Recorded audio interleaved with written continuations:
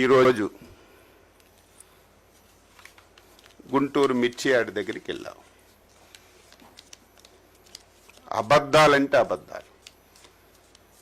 అసలు ఎవడైనా నవ్వుకుంటాడని కూడా చూడకుండా ఇప్పుడే ఆకాశం నుంచి వచ్చినటువంటి వ్యక్తిగా మాట్లాడుతున్నాం.